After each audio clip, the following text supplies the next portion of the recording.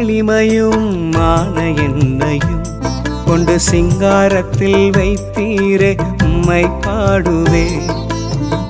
அலங்கோலமாக இருந்த என் வாழ்க்கையை அலங்காரமாக மாற்றியதை போற்றி பாடுவே. சிறுமையும் எளிமையும் மான என்னையும் கொண்டு சிங்காரத்தில் வைத்தீரே உம்மை பாடுவே.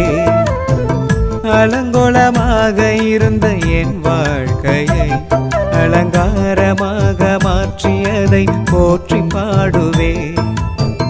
புழுதியில் இருந்து எடுத்தீரையா